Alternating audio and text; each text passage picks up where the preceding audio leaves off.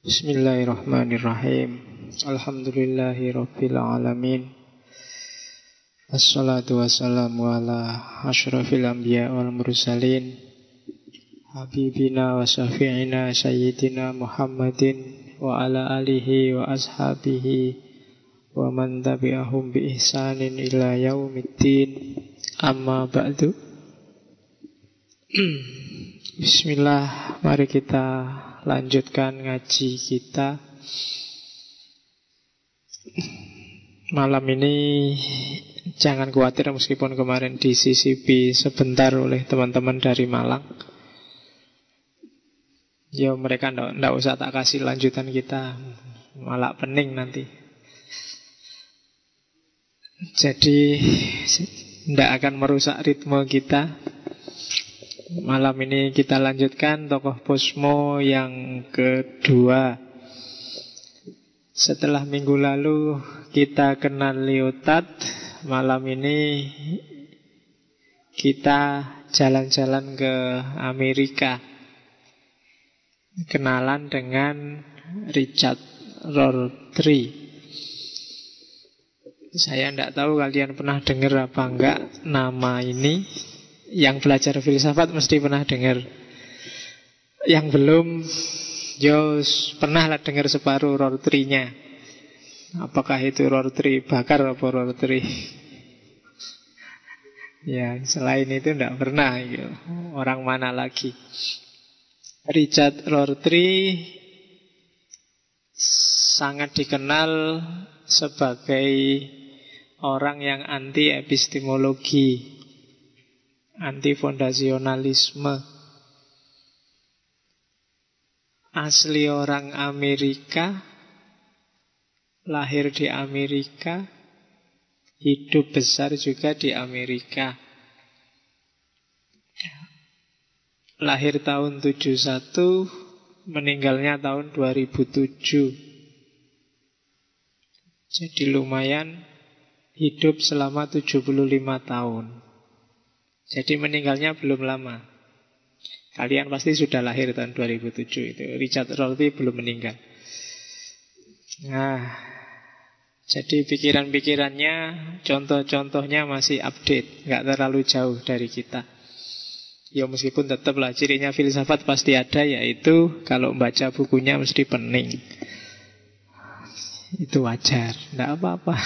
Ketika kalian merasa pening dan bingung, itu berarti sudah ada usahanya. Tenang aja, nanti dibantu oleh Allah kalau ada usahanya.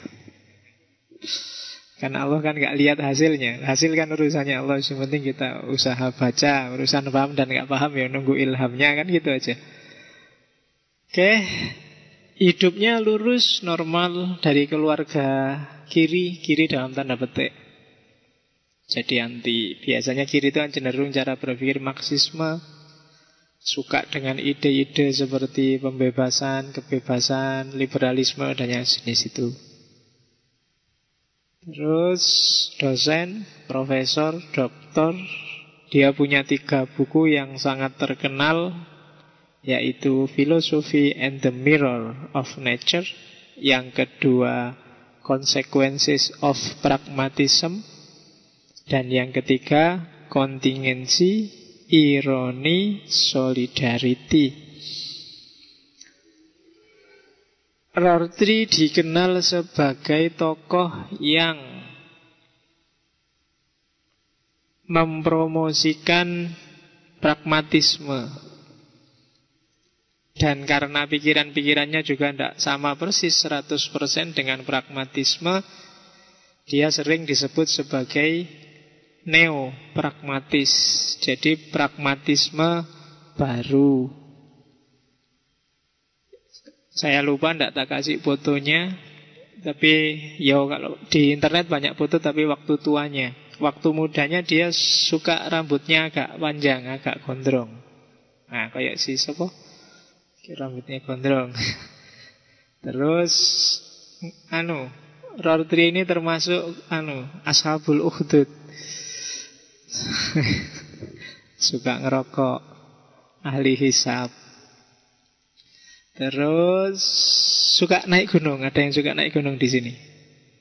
Ya. anggota Mapala. Terus mahasiswa paling lama.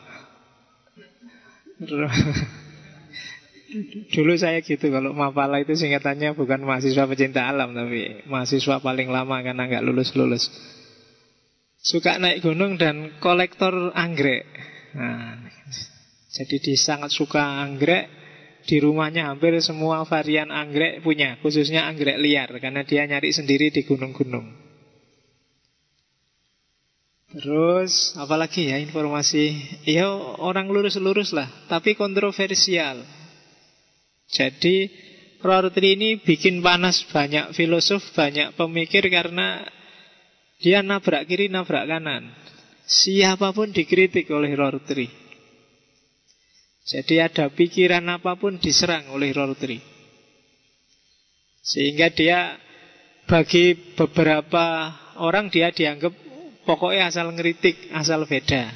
Itu yang tidak suka sama Rorty. Apa? Kalau zaman dulu Waton Suloyo, WTS. Jadi asal beda. Meskipun sebenarnya itu konsekuensi dari pikiran-pikirannya Rorty. Jadi sehingga melahirkan banyak orang yang benci. Ya tidak apa-apa, itu cirinya ilmuwan yang sukses, filosof yang sukses itu banyak yang kritik, banyak yang tidak senang. Itu berarti orang mau nanggapi pikiranmu, mau mikir. Jadi tidak apa-apa. Lumayan berarti dia baca, lumayan berarti dia memperhatikan, kan gitu. Jadi setuju nggak setuju itu kan biasa. Kamu juga boleh setuju, boleh nggak setuju. Yang tidak boleh itu benci. Yang tidak boleh itu merendahkan yang lain. Itu tidak boleh. Tapi kalau nggak ada setuju boleh. Menolak boleh. Atau setuju apalagi ya boleh. Setuju nggak setuju, menolak dan tidak menolak, sepakat dan tidak sepakat, itu sah. Yang tidak boleh, jangan merendahkan, jangan melecehkan, jangan membenci. Ini sebenarnya bukan untuk yang dibenci atau dilecehkan, tapi khususnya benci, melecehkan, merendahkan itu sebenarnya kontraproduktif. Yang turun derajatnya kamu sendiri, bukan yang kamu benci. Dan secara psikologis, secara kualitatif itu menurunkan intelektualitas, spiritualitas. Gimana menjelaskannya ya? Jadi gini, kalau dalam dirimu banyak yang jelek-jelek, itu kemarin filosof siapa itu? Yang filosof Islam bilang bahwa itu akan berpengaruh terhadap perilakumu, terhadap gaya hidupmu. Bisa tak pinjem misalnya teorinya Emoto, Masaru Emoto, yang dia nulis Secret of Water itu. Tak pinjem itu karena tubuh kita 70% itu air. Katanya Emoto, air itu, karena dia neliti kristal-kristalnya air itu, dilihat pakai mikroskop, pakai alat tertentu, sehingga dia bisa mengakses kristal air. Kristal air itu dia berubah-ubah sesuai lingkungannya. Kalau dibacain, jadi dia misalnya ngasih contoh gelas. Gelas itu dikasih tulisan terima kasih, dikasih tulisan bersyukur. Nanti yang sebelahnya dikasih bisu-bisuan, yang sebelahnya lagi dikasih maki-maki. Terus dicek kristalnya ternyata beda. Yang suka didengerin lagu rohani sama didengerin lagu rock itu kristalnya beda. Ya, yang dimaki-maki tiap hari ya sama yang di itu ternyata kristalnya juga beda. Berarti air itu merespon perilaku sekelilingnya. Dan itu yang mungkin rahasia kenapa kok sejak zaman dulu kalau kiai-kiai disuruh menyembuhkan biasanya air terus dikasih Fatihah aja sembuh. Karena mungkin kristalnya merespon kiainya. Dan kalau kamu yang nyoba-nyoba gitu kan tidak sembuh. Kenapa ya? Kamu belum ampuh. Kalau Pak Yai kan sudah ampuh, jadi airnya bisa langsung. Makanya jangan benci, jangan melakukan perilaku jelek secara mental. Kenapa? Itu berpengaruh terhadap komposisi air mungkin dalam dirimu. Dan itu kan berpengaruh terhadap perilaku. Jadi yang degradasi kamu sendiri. Jadi itu kayak wirid itu kan. Jadi yang ada dalam kepalamu kan benci, tidak suka, marah. Itu kan terus dari wiridanmu itu ya otomatis spiritualitas mentalmu terdegradasi. Nah itu sehingga banyak kiai bilang, banyak penceramah bilang, motivator bilang, Jangan benci, jangan menjelekkan orang, jangan hasut, jangan iri. Itu sebenarnya ke dalam arahnya. Biar kamu sendiri juga nggak jatuh. Karena yang kamu benci juga nggak pengaruh apa-apa kok. Kamu sendiri yang pening tiap hari. Nah, itu sampai ngomong apa sampai situ tadi. Rorty ya. Intinya itulah, banyak-banyak yang benci dia ya ndak apa-apa. Cuma sejauh yang saya baca-baca, saya banyak tidak kenal dengan orang-orang yang mengkritik atau membenci Rorty. Dari sisi popularitas jauh. Rorty jauh lebih populer, lebih dikenal daripada orang-orang yang membenci dia. Nah, itu yang perlu digarisbawahi. Berarti Rorty cukup influential. Dia cukup berpengaruh di dunia ini, dalam kehidupan ini. Apakah itu pengaruh positif atau negatif, yang jelas dia seorang tokoh. Beda dengan orang yang mengkritiknya, banyak yang tidak kenal, berarti ya mereka mungkin terkenal karena mengkritik Rorty. Pikiran-pikirannya yang lain kan jarang orang kenal. Oke, bismillah. Mungkin ada juga yang tidak suka ngaji filsafat kayak gini. Ya tidak apa-apa, asal tidak benci. Kalian juga boleh tidak suka, tapi jangan benci. Yang nyaman dirimu sendiri. Oke, bismillah ya. Kita masuk ke pikirannya Richard Rorty. Siap-siap, isinya Rorty banyak kritik. Yang pertama, yang diserang dan diruntuhkan oleh Rorty adalah filsafat itu sendiri. Khususnya filsafat tradisional. Filsafat, katanya Rorty, terlalu angkuh, terlalu arogan. Filsafat menganggap dirinya tahu tentang alam semesta. Filsafat merasa pikiran-pikiran dalam tradisi filsafat lah yang benar, yang menjelaskan alam semesta, yang jadi cerminnya alam. Itu yang disebut representasionalisme. Seolah-olah alam itu ya seperti yang dijelaskan oleh para filosof itu. Itu representasionalisme. Dan itu yang pertama-tama dikritik oleh Rorty. Apa iya? Masa sih? Kan gitu. Terus filosof mana yang benar-benar representasi alam itu? Wong pikiran filosof itu kan sejak kita belajar sesi pertama sampai hari ini sesi mungkin nyampe 60 kan ya mau macem-macem. Yang benar yang mana aja kan kamu masih bingung. Gitu kok para filosof masih bangga bahwa filsafat adalah representasi dari realitas. Itu kritik pertama. Yang sangat dikenal lagi dari Rorty adalah kritik fondasionalis. Ini keangkuhan filsafat yang kedua. Bahwa kalau orang ingin berpikir dalam, kalau orang ingin berpikir serius, sistematis, tertib, yang bagus-bagus dari segi pemikiran, satu-satunya jalan adalah filsafat. Itu dikritik oleh Rorty. Meskipun cara kayak gini sebenarnya juga filosofis, juga filsafat. Ya enggak apa-apa. Tapi kan selama ini kita kayak itu yang pernyataan ketiga itu, filsafat adalah induknya semua ilmu. Oh itu kan tiap hari kan kamu ngomong kayak gitu. Tapi katanya Rorty, alah katanya siapa? Wong sekarang buktinya ndak laku gitu loh. Buktinya coba cari di fakultas-fakultas mana ada jurusan filsafat. Ayo diprosentase jumlah mahasiswanya. Gitu katanya induk semua ilmu. Wong buktinya di antara semua disiplin ilmu yang paling sering bingung kan filsafat. Kamu cari hampir semua ilmu itu beres. Konsepnya, teorinya selesai. Satu-satunya yang ngambang gak jelas-jelas kan filsafat.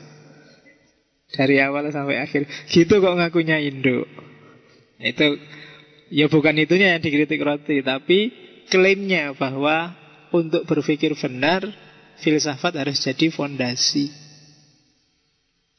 Bukan apa-apa ketika sudah klaim kayak gini, ketika kebenaran sudah diklaim, berarti orang mandek. Kan sering saya ngomong seperti itu. Itu kalimatnya Rorty. Filsafat tradisional mencari pengetahuan yang bersifat final. Untung nggak diperoleh. Kalau itu diperoleh benar, yang lahir adalah budaya yang beku dan dehumanisasi manusia. Selama ini kan kamu selalu ribut. Mana sih kebenarannya filsafat itu? Mana yang paling benar itu? Kalau pakai kalimatnya Rorty, ya untung nggak ketemu yang benar itu.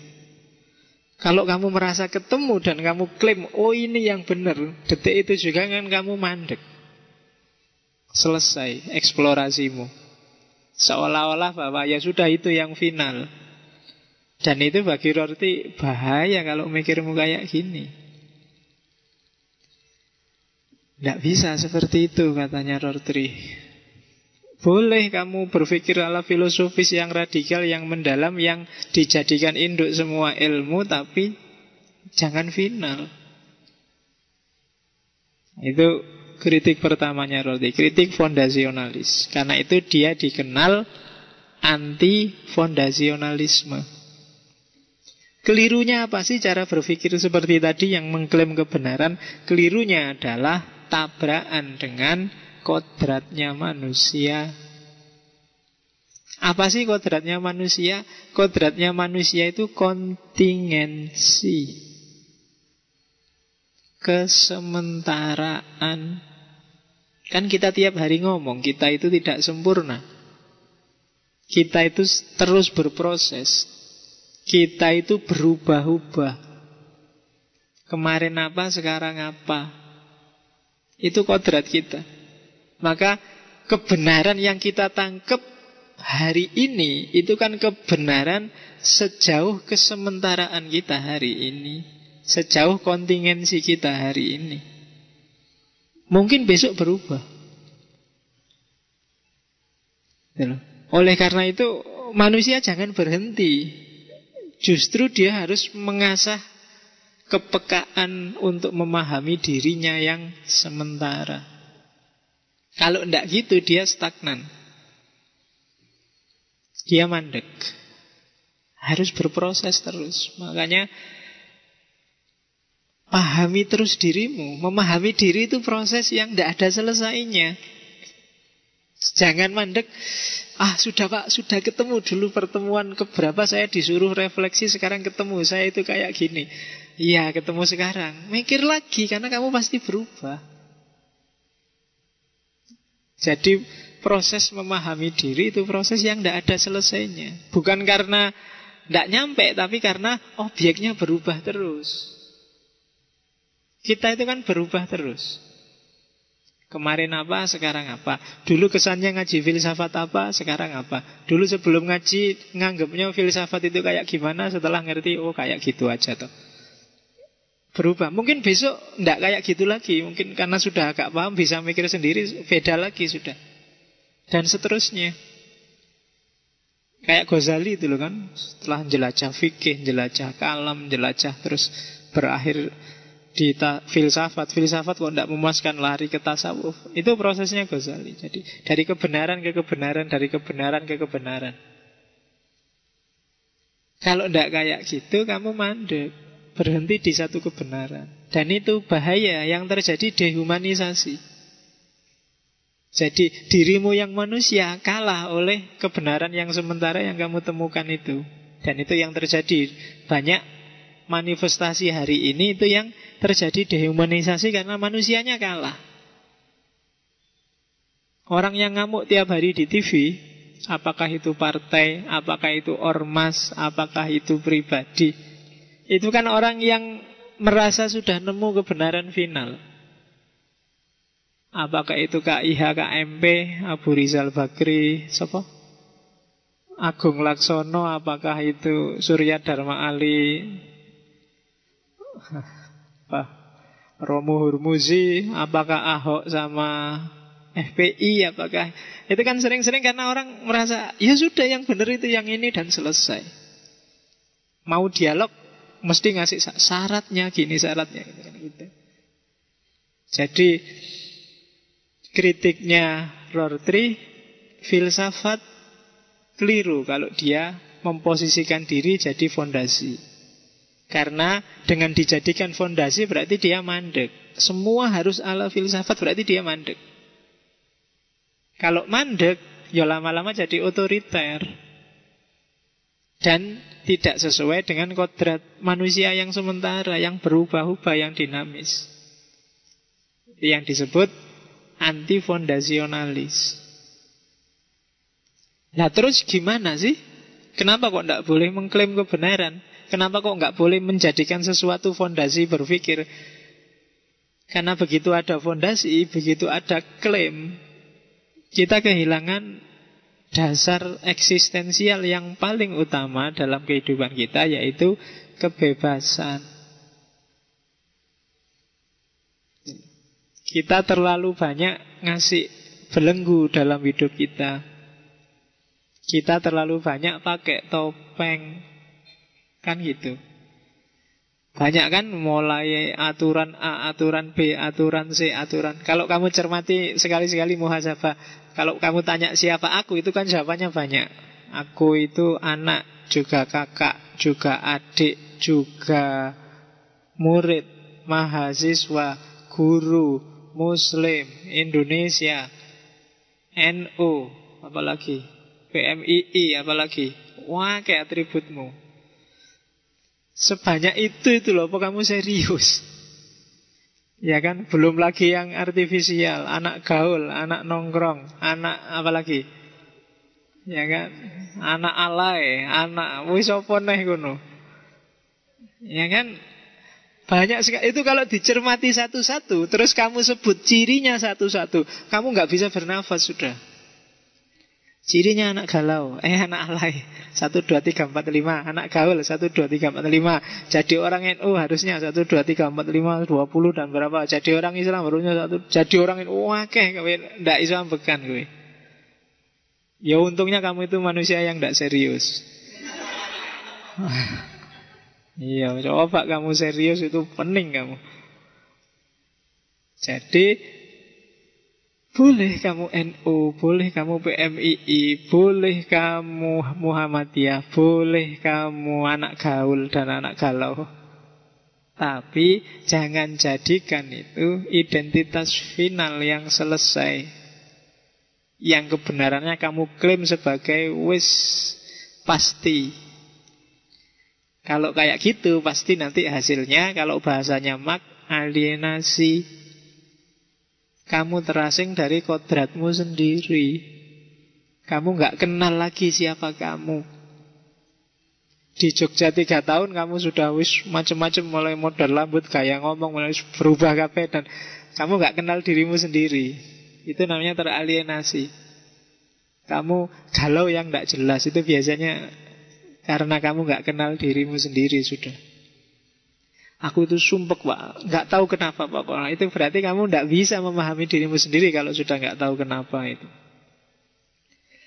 Kenapa dinamika dirimu sendiri kamu gak paham. Biasanya karena ada banyak sekali kebenaran-kebenaran sementara yang kamu anggap dia final. Oke, jadi pikiran yang pertama dari Rorty yang sangat terkenal adalah anti-fondasionalisme. Jadi boleh mikir, bebas percaya tidak percaya sesuatu, boleh setuju tidak setuju sesuatu, tapi jangan ada fondasi yang difinalkan. Jangan ada asumsi-asumsi awal yang dianggap tidak mungkin salah. Termasuk agama. Al-Quran mungkin pasti tidak mungkin salah, tapi pemahamanmu terhadap Al-Quran sangat mungkin keliru. Nabi pasti tidak salah, dia selalu dibimbing oleh Allah, tapi penangkapanmu terhadap petunjuknya Nabi sangat mungkin tidak pas. Jangan dihentikan. Pahami terus, semakin perluas terus ilmumu. Jangan cukup dengan 1-2 dalil. Kadang-kadang kita kan agak tidak fair. Dalil pun kita milih-milih sesuai ideologi. Ya kan? Yang Jabariyah ngambil dalil-dalil yang Jabariyah. Yang Qadariyah, yang liberal ngambil dalil-dalil yang liberal. Kita milih. Dan kita anggap, ya itu yang paling benar sudah. Karena kita membatasi diri sendiri dan membelenggu kebebasan kita sendiri. Oke. Nah, antifondasionalisme membuat Rorty mengkritik filsafat tradisional. Filsafat selama ini, katanya Rorty, meskipun ada yang anti subjektivitas, tapi hampir semua modusnya adalah modus objektif. Kebanyakan tidak suka objektif ngomongnya, tapi dalam prakteknya hampir semuanya sifatnya objektif. Pingin diakui benar, pingin pikirannya diberlakukan untuk semuanya. Itu yang dikritik oleh Rorty. Hidup ini tidak pasti, serba tergantung. Itu kan subjektif. Tapi diam-diam para filosof inginnya ideku ini harus universal, harus objektif. Semua orang harus percaya dan mengakui itu. Hampir semua filsafat tradisional gayanya kayak gini. Bahkan hampir semua filosof kepingin gagasannya disetujui secara objektif. Oh, ini sumber keangkuhan intelektual, katanya Rorty. Hari ini kan kamu lihat banyak ilmuwan yang angkuh. Orang sombong itu paling gampang dari sisi ilmu, merasa ngerti, merasa pinter. Kalau orang kaya yang bisa sombong tentang harta, yang bisa sombong kan cuma yang kaya, yang miskin agak susah. Ya kan? Tapi urusan ngerti nggak ngerti itu orang nggak punya apa-apa tetap bisa sombong. Kamu sarjana S3 berhadapan dengan petani, petaninya itu masih bisa sombong. Sampean ilmu ini ilmu kampus beda sama ilmu sini. Saya bisa sombong, saya bisa bangga. Jadi jebakan intelektualitas itu paling mungkin bikin kita sombong. Dan itu kan yang kita pamerkan tiap hari di status-statusmu itu. Merasa tahu, merasa ngerti, merasa pinter, merasa wis penyakit. Oke. Dan itu jangankan oleh agama, wong Rorty yang Amerika aja ngritik.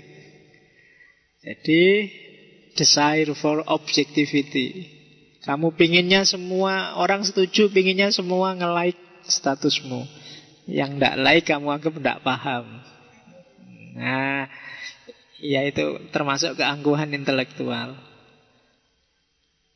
Iya, ketika orang angkuh dia pasti mandek sudah. Selesai, dianggapnya itu yang benar. Maka Rorty lebih cenderung mengadopsi pragmatisme secara teoritis. Karena pragmatisme, katanya Rorty, dia tidak mimpi objektif kok.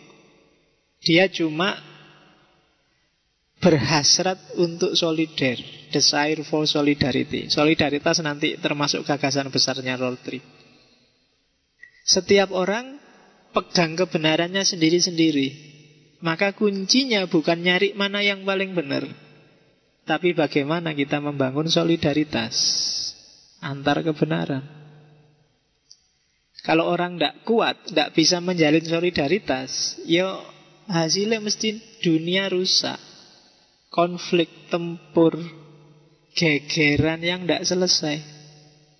Karena dia merasa miliknya benar, yang lain salah. Saya juga merasa milikku benar, yang lain salah. Ya breng akhirnya gegeran.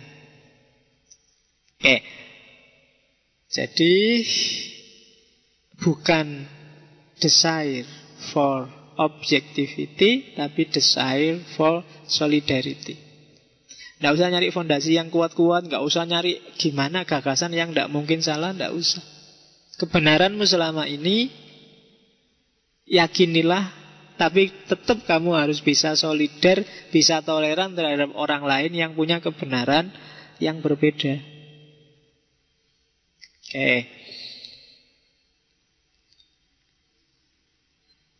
Hasrat untuk objektif itu biasanya melahirkan prinsip-prinsip universal, metafisik, rasionalitas, keadilan, kebenaran, kesetaraan. Ini kan prinsip-prinsip besar, metafisik universal. Bagus sih secara ideal, tapi dalam prakteknya enggak. Enggak dalam arti tidak punya kebijakan praktis yang jelas. Adil iya, tapi adil itu kayak gimana sih secara pragmatis, itu kan susah. Jadi ketika kita berpikir sesuatu, biasanya kita sibuk nyari fondasi metafisiknya. Kalau ada orang sedekah terus kamu ribut, ikhlas enggak itu. Kalau ada orang ngaji terus kamu sibuk, itu jangan-jangan cuma pencitraan. Kalau pakai Rorty, enggak penting fondasi metafisiknya. Yang penting pragmatisnya. Mending kamu sedekah 1 juta ndak ikhlas daripada 2.000 tapi ikhlas. Kalau pakai Rorty gitu, ikhlas itu kan fondasi metafisiknya.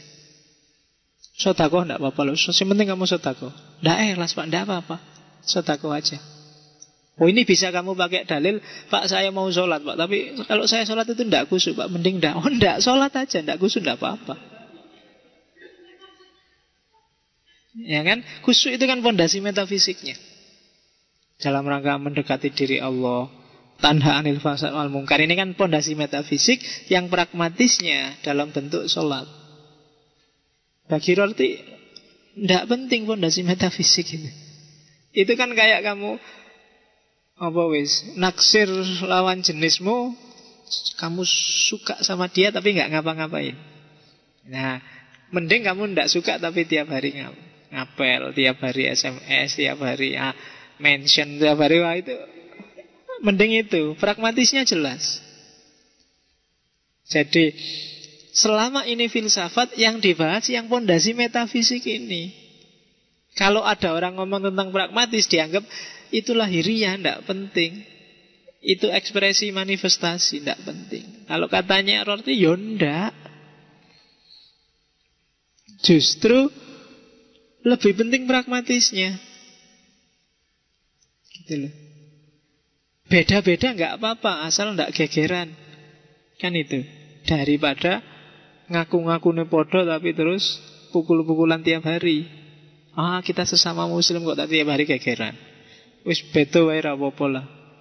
Akidahnya beda ndak apa-apa, asal solider. Kan dunia sosial cuma minta itu. Jadi jangan terjebak oleh konsep-konsep metafisik. Ya kayak tadi kan, sodako, sudah apa-apa lah. Saya tidak ikhlas ya Pak, tapi ini ada 10, tidak apa-apa 10.000 kasih semua. Tapi saya tidak ikhlas Pak, tidak ikhlas tidak apa-apa, yang penting sodako. Itu kalau pakai Rorty. Saya ikhlasnya 2.000 Pak, kalau 10.000 enggak deh Pak. Ya tidak apa-apa lah, tapi yang kamu kasih lebih senang 10.000 kamu tidak ikhlas daripada kamu kasih 2.000 ikhlas. Itu secara pragmatis. Jadi itu kritikannya Rorty pada filsafat tradisional. Filsafat jangan jadi hantu. Seandainya hantu pun dia harus ada nilai pragmatisnya. Kan gitu. Hantu itu kan juga bisa kamu ambil manfaat pragmatisnya, meskipun dia metafisik. Apa yang pragmatisnya hantu itu? Misalnya belajarlah dari tuyul. Kecil-kecil bisa nyari uang. Itu kan pragmatis. Iya. Atau belajar dari kuntilanak. Kalau kuntilanak itu apapun yang terjadi dia ketawa. Hadapi hidup dengan senyum kayak kuntilanak. Kan ketawa terus kan ngekek. Diusir sama kiainya pakai doa juga ketawa-ketawa. Oke ya. Atau kayak pocong. Kalau pocong itu tidak ikut mode. Nah, jadi jangan ikut arus, jangan ikut model. Pocong itu sejak dulu ya bajunya kayak gitu, tidak pernah ganti. Nah, itu itu contoh awur-awuran untuk filsafat pragmatisme. Jadi mengambil hikmah dari setan-setan yang ada di sekeliling kita. Oke, terus atau Nyai Roro Kidul. Nyai Roro Kidul itu meskipun hidupnya di laut, jauh dari peradaban, tapi tetap menjaga sopan santun etika. Pakai baju kemben, pakai sanggul, pakai itu dia. Meskipun di pantai nggak pernah pakai bikini, pakai baju renang. Nah itu kan, itu kan namanya menjaga tradisi budaya. Jadi itu hikmahnya Nyai Roro Kidul. Oke, kita lanjutkan Rorty. Terus Rorty mengkritik modus kebenaran paling simpel yang dipakai orang setiap hari. Kebenaran rasional, yaitu kebenaran korespondensi. Ini kan kebenaran paling gampang yang kita pakai sehari-hari.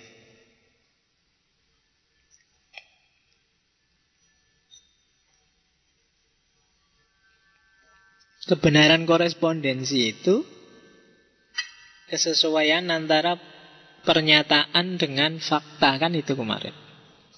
Teh ini manis, pernyataanku, teh ini manis. Faktanya, terus kamu cek manis nggak sih, terus tehnya kamu minum. Dan kamu sebut, kalau manis terus kamu sebut, oh iya itu benar. Kalau nggak manis terus kamu sebut, keliru kan itu. Itu kan kebenaran pragmatis. Indonesia sedang krisis, Indonesia sedang rusak. Itu kan pernyataan.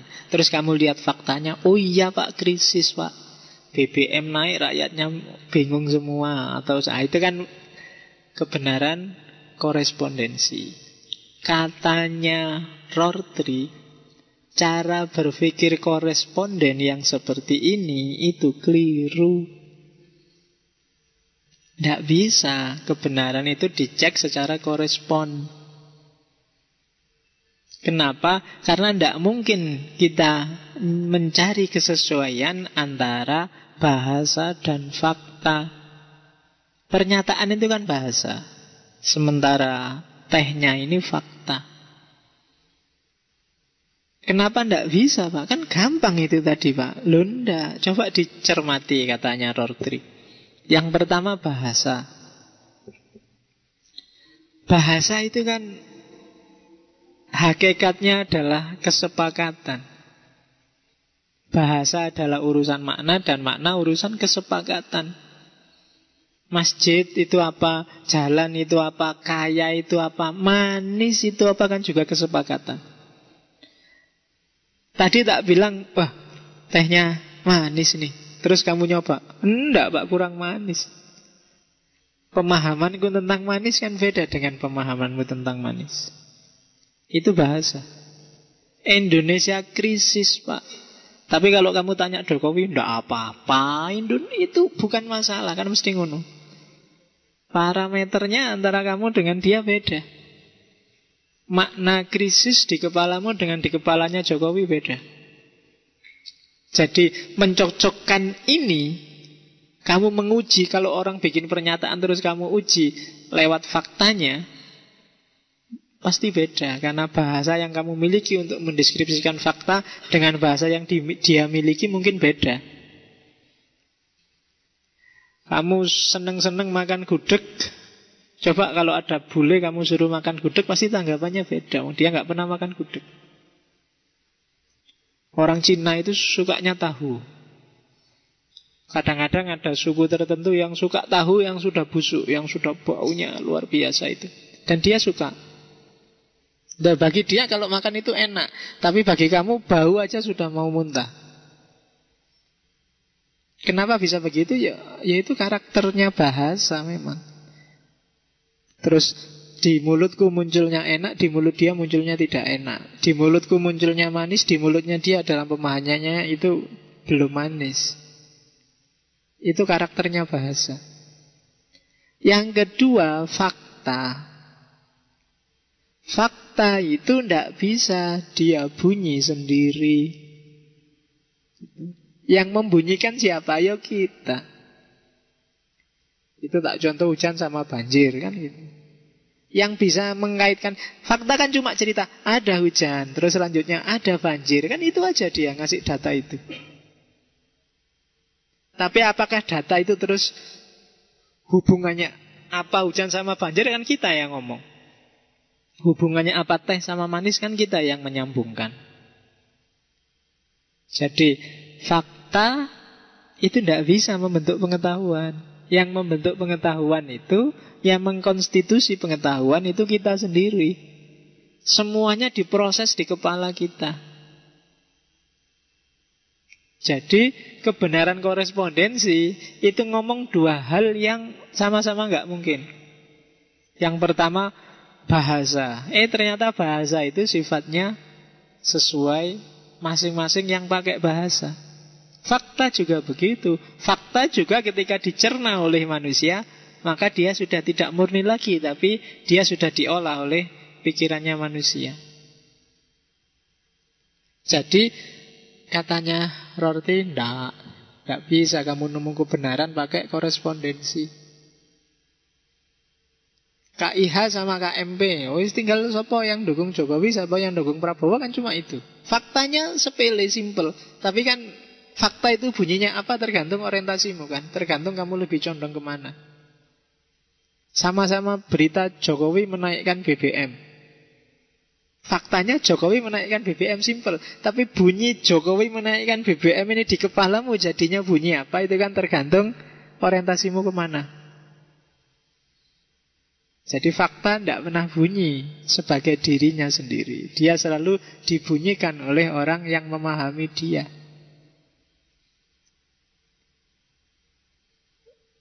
Misalnya, kamu jalan-jalan di luar, ada orang yang dahinya hitam. Ini contoh, ini yang biasanya sering jadi contoh yang sering kamu bunyikan agak negatif itu kan. Baduk hitam mesti. Bagi orang tertentu, wah ini rajin sholat mesti. Dahinya sampai hitam kan. Bagi yang lain mungkin, wah iki kelompok garis keras iki mesti kan. Kamu gitu terusan kan. Loh, faktanya cuma baduk itu. Padahal mungkin kalau kamu tanya orangnya, Mas samain garis keras mbak? Enggak. Yang satu mungkin, samain ya Mas rajin sholat? Enggak juga. Baduknya kok hitam? Ini kebentuk apa kemarin di mana? Mungkin bisa gitu. Tapi fakta baduk hitam itu kan di kamu bunyinya beda-beda. Itulah. Wow, pakai jubah ini. Sunnah Rasul ya Mas? Enggak. Punyanya cuma ini, yang lain nggak ada. Loh ya bisa kayak gitu kan? Ya fakta itu kan bunyi di kepala masing-masing orang. Itulah. Dan pada akhirnya yang operatif terus gimana? Terus apa ndak ada kebenaran itu? Ada katanya Rorty. Yang selama ini kita sebut-sebut sebagai kebenaran adalah kesepakatan antar kita sendiri. Yang menguji benar salahnya sesuatu itu kan lingkungan sekelilingmu. Kamu disebut waras apa gendeng kan lingkunganmu. Wah gak beres cahaya. Itu kan kamu disebut gak beres. Kenapa? Masyarakat punya parameter kebenaran sendiri. Jadi pengetahuan itu yang membentuk apa? Intersubjektivitas. Jadi lingkungan dan masyarakat yang ngajari kamu tentang kebenaran. Yo ngapain sih kamu kok suka sama Muhammadiyah, kok suka sama NU? Yo orang Indonesia, orang Arab, orang Salafi tidak kenal NU Muhammadiyah itu apa. Tapi kita kenal. Dan kebenaran kita ditentukan oleh lingkungan kita yang ada NU Muhammadiyahnya tadi. Jadi parameter kebenaran, pengetahuan kita itu dibentuk secara intersubjektif. Kesepakatan. Kita Islam karena dulu bapak ibu kita, guru-guru kita sepakat bahwa Islam ya yang benar, terus diajarin ke kita, kita juga sepakat. Itu contoh simpel. Jadi tidak ada kebenaran korespondensi katanya Rorty. Oh ini begitu dia deklarasi nggak ada kebenaran korespondensi, implikasinya besar. Itu sains bisa runtuh. Segala epistemologi tidak ada artinya lagi, sudah selesai. Makanya dia disebut anti epistemologi. Dengan argumen yang seperti tadi, ya kedengarannya masuk akal saja. Oke, jadi gimana akhirnya cara ngukur kebenaran, cara menjustifikasi kebenaran?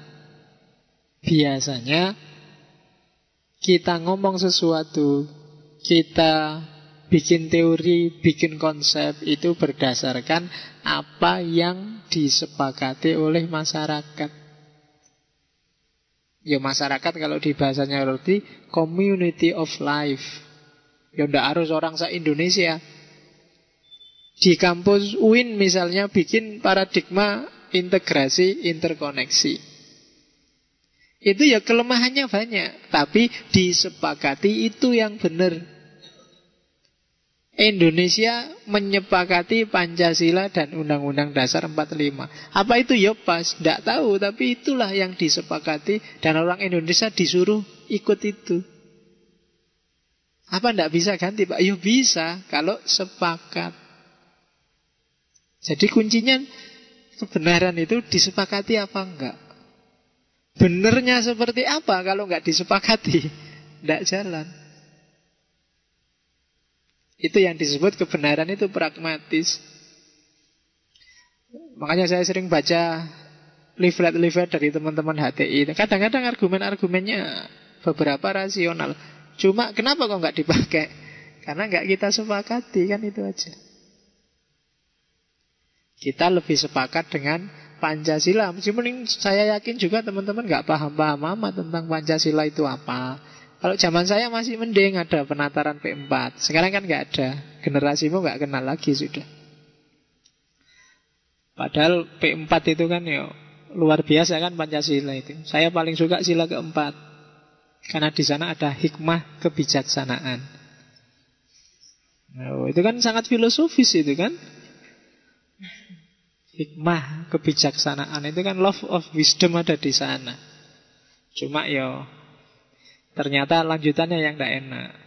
Harus diwakili dalam permusawaratan perwakilan. Tidak enak, berarti hikmah kebijaksanaannya harus dimusyawarahkan dulu, diaklamasikan atau diwakilkan. Nah itu yang bikin tidak enak. Setiap orang harus nyari kebijaksanaan sendiri-sendiri harusnya.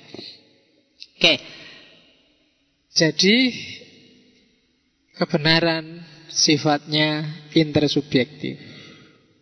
Yang kita sebut korespondensi itu kesesuaian antara pernyataan dengan fakta.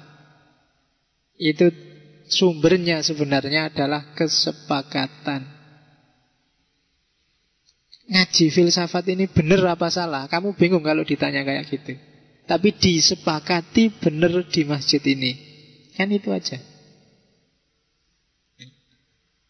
Nah, mungkin di masjid lain nggak setuju, ya tidak apa-apa. Berarti di sana kesepakatannya beda. Kan cuma itu aja produknya. Maka sejak awal kan tadi Rorty ngomong, ndak, problemnya bukan mana yang benar yang objektif, tapi mana yang disepakati. Dan tugas kita bukan nyari fondasi yang pasti, tapi kita nyari fondasi untuk bisa solider, untuk bisa saling toleran. Jadi ya ini kan pertarungan antar kesepakatan, bukan pertarungan antar mana yang paling benar. Termasuk semua pertarungan yang berseliweran di sekelilingmu hari ini. Apakah itu urusan agama, urusan politik, urusan apapun, itu sebenarnya mana yang disepakati dan mana yang tidak disepakati.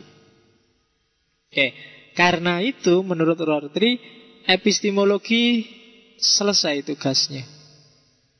Kita tidak butuh epistemologi. Epistemologi itu menyesatkan. Dia kaku, dogmatis, bahkan bisa jadi ideologis. Kan selama ini orang selalu teriak-teriak, penting loh epistemologi itu. At-thariqatu ahammu minal madah. Wah, kan selalu gitu kita. Tapi katanya tidak penting-penting amat. Apalagi epistemologi yang dibekukan. Jadi pengetahuan itu hanya justified true belief. Keyakinan akan kebenaran yang terjustifikasi. Ya justifikasinya pakai kesepakatan masyarakat. Itu aja sebenarnya kuncinya. Jadi oleh karena itu harus pakai cara berpikir yang menghargai macam-macam kebenaran tadi. Bukan epistemologi, kalau bagi Rorty, yang bisa mengakomodasi macam-macam epistemologi, macam-macam cara bernalar itu hermeneutik. Itulah yang bikin hari ini mungkin kamu merasa bahwa kok belajar filsafat baunya hermeneutik terus. Karena memang trennya hari ini posmo itu ke sana. Setiap kali kamu belajar mengarah ke era postmodern atau kontemporer, pasti akan diarahkan ke arah hermeneutik. Karena modusnya itu hari ini modusnya hermeneutik. Jadi jangan kaget, jangan komplain. Justru kalau ada dosen kok ngajar posmo dan kontemporer nggak suka hermeneutik, itu berarti nggak jadi belajar posmo dan kontemporer. Orang posmo pasti arahnya ke situ semua. Jadi dari epistemologi ke hermeneutika, dari holistika ke lingkaran hermeneutik. Ya lingkaran hermeneutik itu ada teks, ada author, ada reader. Ada teks, ada konteks, ada kontekstualisasi itu. Triadik-triadiknya yang sifatnya melingkar. Jadi pemahaman itu sifatnya tidak linier tapi sirkuler. Dialektis. Jadi ada dialektika. Pernyataan itu dia tidak berdiri objektif, tapi siapa yang ngomong, dalam konteks apa dia ngomong, untuk tujuan apa dia ngomong, itu ikut menentukan. Makanya nanti Rorty punya gagasan bahwa hermeneutika kalau dibandingkan dengan epistemologi itu mirip wacana normal dan wacana abnormal. Epistemologi itu sifatnya objektif, kalau hermeneutik sifatnya dialektis. Kenapa disebut wacana normal? Orang yang menggunakan epistemologi berarti dia terlibat di sana, paham isu-isunya, paham nalarnya, paham. Karena apa? Dialektis, dia terlibat. Kan tadi ada teks, author, reader. Dia masuk ke wacana itu. Sementara kalau epistemologis berjarak dia, ada subjek, ada objek. Ada filosof yang belajar, ada objek yang dipelajari. Ketika ada jarak, sering-sering karena dia tidak terlibat langsung, ya wacananya jadi wacana abnormal. Orang gak paham kesepakatan-kesepakatannya. Hari ini kita belajar filsafat. Karena kita belajar filsafat, maka wacana filsafat itu kan wacana normal bagi kita. Kita ngerti asumsi-asumsinya, kita ngerti modusnya, kita ngerti polanya, wong kita terlibat. Tapi orang yang tidak tahu menau tentang filsafat, terus belajar filsafat dari luar, nah itu wacananya wacana abnormal. Dia tidak ngerti dialektika yang ada di dalamnya. Misalnya apa wis ya, kan kita sering kayak gitu mengamati yang kita tidak terlibat. Misalnya kamu yang tidak aktivis ngomentari yang aktivis. Nah, komentarmu tentang aktivis dari kamu yang tidak aktivis ini wacananya tergolong wacana abnormal. Kamu nggak ngerti loh dahsyatnya jadi aktivis itu. Gimana nikmatnya dipentungi polisi, gimana nikmatnya loh. Ya kan, kamu bisanya cuma komentar. Enak itu, coba rasakan. Agak empuk-empuk gimana gitu. Nah, sama juga mahasiswa aktivis yang ngeritik mahasiswa kutu buku. Karena buku bukan wilayahnya, terus dia ngeritik, ya tidak nyambung. Nggak ngerti dia dahsyatnya, enaknya baca buku. Gimana kalau baca buku nggak paham, terus liar-liar ngantuk dan tidur. Itu nikmat. Nggak sembarangan orang ngalami gitu. Loh, Nah, maka bagi mereka wacana kutu buku itu wacana abnormal. Tapi kalau aktivis ngomong tentang aktivisme, itu wacana normal. Dia ngerti isinya, ngerti dialektikanya. Makanya jangan percaya sama komentator sepak bola. Dia nggak pernah sih terlibat, nontonnya cuma dari luar. Wah, salah umpan. Dia sendiri main bal-balan mesti ra iso ngumpan. Tapi tiap hari ngritiki pemain sepak bola. Wah, kerjasamanya kurang baik pemain kita. Ya, ngomong dok, dianggap gampang apa? Itu kan ada pemain saya ceritanya siapa? Pelatih dulu Rahmat Darmawan itu. Jadi ada pemain itu dari Madura. Jadi diteriaki kalau sudah babak kedua, dia semua petunjuknya pelatih dicuekin dia. Pokoknya lari sendiri, gerak sendiri, sampai dimarahi sama Rahmat Darmawan. Kamu itu gimana? Saya teriak-teriak sampai serak. Tiap babak kedua kok kamu mesti cuek.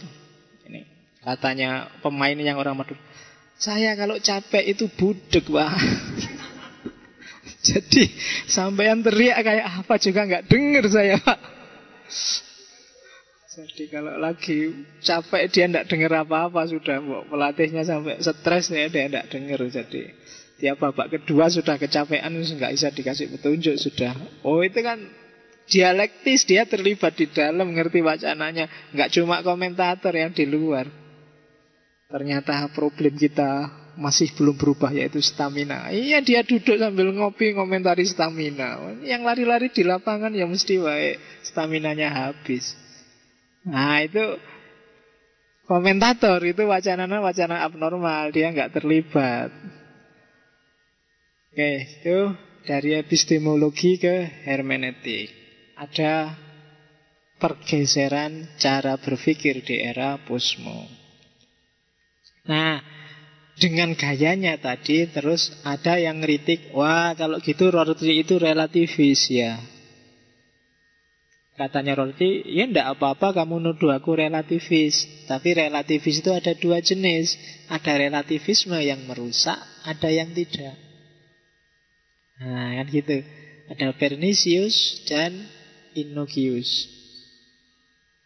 Jadi selalu nanti dia njawab, oh enggak, relativis itu ada dua. Nanti dia juga dikritik, wah kamu etnosentris ya. Oh enggak, etnosentris itu ada dua. Ada etnosentris yang baik dan etnosentris yang enggak baik, yang merusak dan tidak merusak. Nah itu bisa kamu jadikan trik. Kalau dikritik orang apa aja jawaban dua. Kamu pemarah ya? Ya, tapi pemarah itu ada dua. Ada pemarah yang baik, ada pemarah yang enggak baik. Nah, no yo argumennya digoleki belakangan gitu. Kamu kok mahasiswa males sekali. Enggak apa-apa. Males itu ada dua, Pak. Ada males yang konstruktif, ada males yang Oke. Itu triknya Rorty. Katanya Rorty, relativisme yang merusak itu orang yang ya kayak tadi, percaya pada banyak kebenaran tapi terus jatuh pada nihilis. Oh berarti terus nggak ada yang benar. Semuanya serba relatif, semuanya tergantung. Kalau kayak gini itu merusak relativismenya. Kenapa? Secara logis ada kontradiksi internal. Dan yang kedua, tidak mungkin orang nihilis itu. Tidak mungkin bisa. Orang selalu ada menyudut tertentu, dia pasti punya persepsi tertentu. Dia tidak ngaku aja. Tanya dirimu sendirilah. Orang yang bilang misalnya ini, saya ndak NU, ndak Muhammadiyah Pak, saya pinginnya netral. Yo bisa sih, cuma kalau mau jujur sebenarnya dia sudah memihak kok satu di antara dua. Ya entah pihak yang mana, tapi pasti sudah ada yang dia pihaki. Saya ndak KIH, ndak KMP Pak, ndak percaya. Coba bongkar isi pikiranmu mesti, ya kayak gitu ya mesti pro Jokowi itu namanya. Oh kalau kayak gitu ya pro, pasti ada. Ndak bisa orang nihilis. Orang pasti punya posisi. Bahkan tidak punya posisi itu namanya posisi juga. Ya kan? Non-blok itu kan blok baru. Saya Ndak NU, ndak Muhammadiyah. Saya bikin organisasi baru, sama, bikin kubu baru namanya. Jadi ndak ada nihilisme. Kalau orang benar-benar nihilis itu merusak dirinya sendiri. Karena secara logis nggak mungkin, secara praksis juga nggak mungkin. Teh ini manis atau ndak manis kan gitu. Kalau saya abstain Pak, ndak bisa. Pasti ya abstain mulutmu, tapi kan kamu sendiri sudah ngerasa dia manis apa enggak itu. Kamu yang nyerap. Jadi itu relativisme yang merusak. Kalau di roti ndak, saya ndak kayak gini. Relativisme itu adalah relativisme yang ndak merusak. Relativisme yang ndak merusak itu, aku yakin yang tak anggap benar hari ini itu benar. Tapi kebenaran yang tak yakini benar ini, kalau besok ada fakta baru, ada data baru, ada kebenaran baru yang lebih benar, aku tidak akan ragu-ragu ngambil yang baru. Jadi kebenarannya selalu digantung. Digantung dalam arti, menurutku ini benar sekarang, saat ini, sejauh yang aku tahu. Nah selama ini kan sebenarnya ini sering kamu pakai gaya kayak gini nih. Sejauh yang saya tahu kan gitu. Itu sebenarnya relatif kan sejauh yang saya tahu itu, tapi konstruktif. Karena berarti kamu masih ingin tahu lebih jauh lagi. Kamu masih ngasih tanda kutip terhadap kebenaran yang kamu yakini benar sekarang. Bukan nihilis. Kalau nihilis, wis kabeh benar, setiap kebenaran tergantung, selesai. Ndak bisa orang nihilis. Ndak bisa selalu tergantung. Pasti orang memihak secara pragmatis, secara praksis. Selalu ambil kubu, selalu ambil posisi. Oke. Etnosentris juga begitu. Jadi Rorty relativis itu kan pendirian pribadi. Kalau etnosentris secara budaya berarti orang kan boleh merasa benar masing-masing. Jawa bagus, ya menurut orang Jawa. Padang bagus, ya menurut orang Padang. Irian Jaya bagus, ya menurut orang Irian. Nah, itu kan etnosentris. Kalau gitu etnosentris dong. Tapi katanya Rorty, ya enggak. Etnosentris itu ada dua. Ada etnosentris yang merusak, ada etnosentris yang tidak merusak. Apa sih etnosentris yang merusak itu? Etnosentris yang merusak itu tadi arogansi, keangkuhan budaya, merasa diri unggul, merasa diri tinggi. Ini etnosentris. Orang Jawa itu memang top. Ah, etnosentris itu. Jadi tidak ada yang bisa ngalahin Jawa. Tidak ada yang bisa ngalahin Aceh. Tidak ada yang bisa ngalahin Padang. Indonesia itu pusatnya dunia. Negara lain nggak ada apa-apanya. Itu etnosentris. Ini merusak. Ya sama, di mana merusaknya? Ya karena kamu merasa final. Selesai. Kamu menyempitkan wawasanmu hanya sebatas Jawa. Yang Persia merasa, wah Persia itu budaya unggulan. Yang Amerika merasa, landak, pusatnya peradaban Amerika, tidak ada yang lebih berbudaya dibanding Amerika. Yang Eropa juga begitu, yang India juga begitu. Ini etnosentris. Kalau katanya Rorty, enggak, etnosentris itu wajar, cuma jangan yang merusak. Yang tidak merusak gimana? Aku yakin budayaku, peradabanku itu baik, bagus. Tapi aku juga terbuka kalau ada budaya lain yang lebih bagus. Ya tidak apa-apa, tak ambil aja. Kita bukan orang yang tertutup. Nah itu etnosentris yang bagus. Jadi ya Islam dulu itu kalau sholat di Arab itu ya pakai jubah. Kalau di Indonesia terus pakai sarung. Tapi ada budaya baru dari barat, pakai celana, boleh nggak? Nah, kalau enggak etnosentris yang konstruktif, ya enggak apa-apa pakai celana. Yang penting visinya kena, nutup aurat. Nah itu budaya yang terbuka. Tapi kalau yang tertutup enggak bisa, jubahan ya enggak jubahan. Atau enggak jubahan. Kalau enggak sarungan ya enggak boleh. Dulu di Langgar saya ada itu kiai yang sholat pakai celana, kamu langsung diseret keluar. Harus pakai sarung. Nah, itu sejenis etnosentris. Meskipun mungkin tujuannya baik. Celana itu kan kamu pakai macam-macam, pakai nongkrong, pakai ngerokok, pakai jungkir balik di luar, tiba-tiba masuk masjid bikin sholat, jangan-jangan kena kotoran apaan. Mungkin karpe gitu. Kalau kayak gini nggak apa-apa. Tapi kalau ideologinya harus sarung, nggak bisa nego sama sekali, nah itu etnosentris. Harus jubah. Atau yang pakai jubah derajatnya lebih tinggi daripada yang cuma pakai sarung. Karena jubah berarti ikut sunnahnya Nabi. Luar dan dalam. Oh, itu etnosentris. Ya nanti mungkin sekali-sekali ngaji-ngaji yang kayak gitulah. Logika-logika imitasi. Itu kan logika imitatif namanya. Ada kelemahan kelebihannya. Oke, itu kritik terhadap Rorty, para pengkritiknya. Nah, kita masuk ke teori besarnya Rorty. Yang pertama, ironi. Epistemologinya tadi sudah, sekarang kita ke ontologi. Teorinya Rorty tentang ironi. Ironi kalau dalam cermatannya Rorty adalah media yang banyak digunakan oleh para filosof, para penyebar kebenaran, termasuk para nabi. Jadi ironi itu biasanya dipakai untuk menunjukkan kebenaran. Ironi dampaknya secara psikologis lebih dalam. Ya contohnya ironi itu misalnya melebih-lebihkan atau mengecil-ngecilkan. Kayak kamu ke orang lain biasanya melebih-lebihkan, kalau ke dirinya sendiri mengecil-ngecilkan. Itu sejenis ironi. Ah, saya ini apa sih Pak? Orang kecil, tinggalnya juga di daerah terpencil.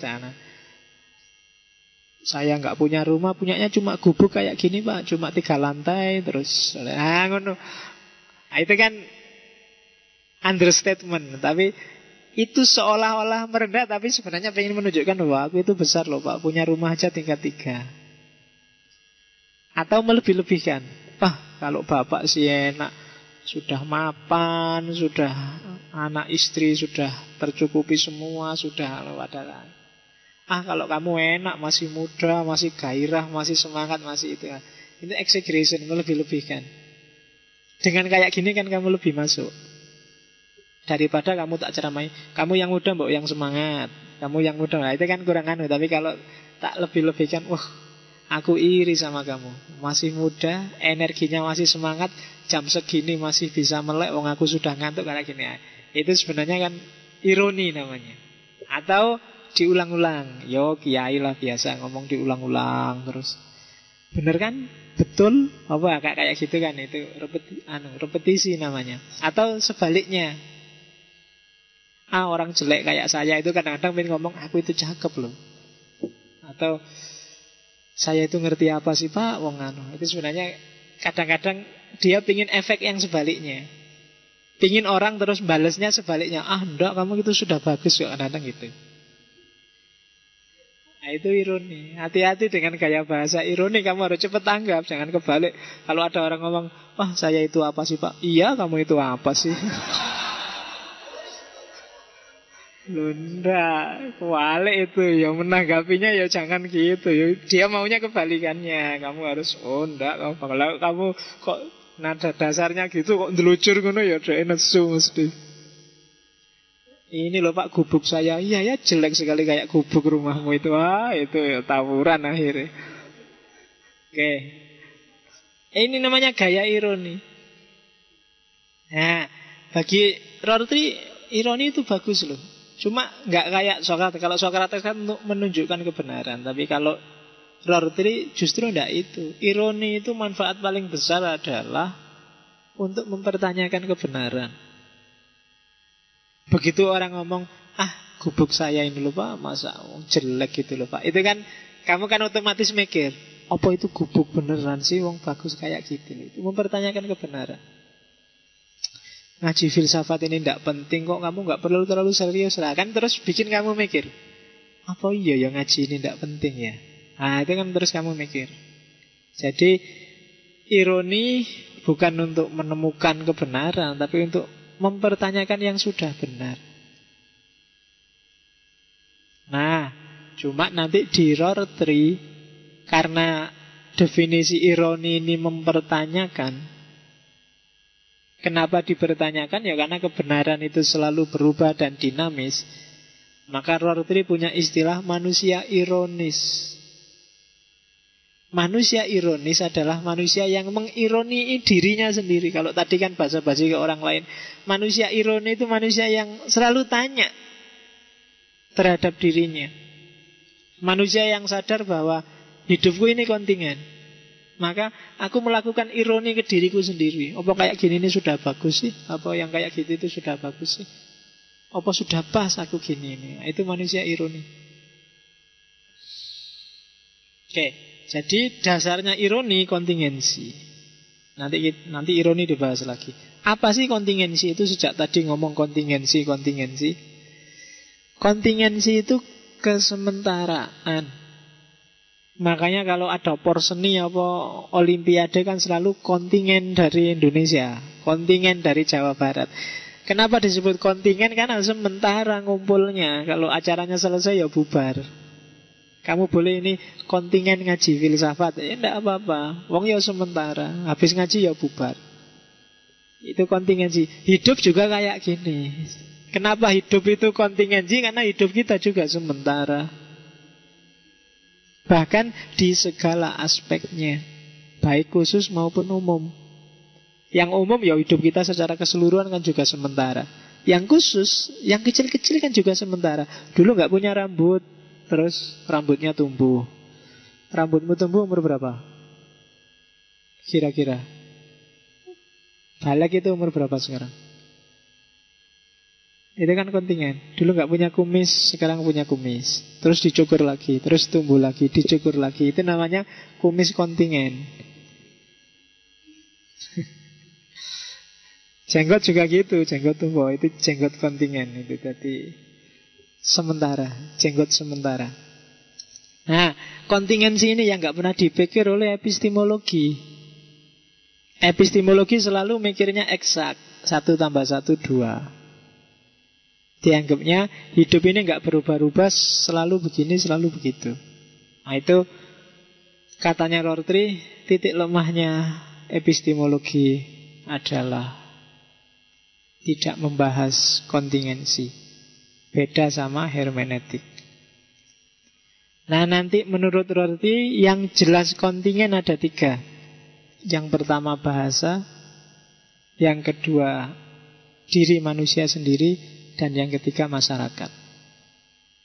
Khususnya masyarakat yang terbuka, masyarakat yang liberal. Itu pasti kontingen. Pasti tidak berubah-ubah. Pasti berubah-ubah terus. Bahasa itu kontingennya di mana sih? Bahasa adalah permainan. Language game. Bahasa itu bukan gajah adalah binatang berkaki 4 yang punya belalai yang enggak. Gajah itu bisa macam-macam definisinya sesuai penggunaannya. Ya kan? Gajah poling. Mesti bayanganmu ya truk kan. Kalau saya ngomong, kalau di Jawa Timur itu kalau ada orang gemuknya luar biasa, terus disebut gajah abuh. Jadi kalau temennya gemuk, wah kamu sekarang gemuk sekali kayak gajah abuh. Nah itu gajah itu kan. Jadi meskipun nggak ada belalainya disebut gajah. Oh itu kan language game.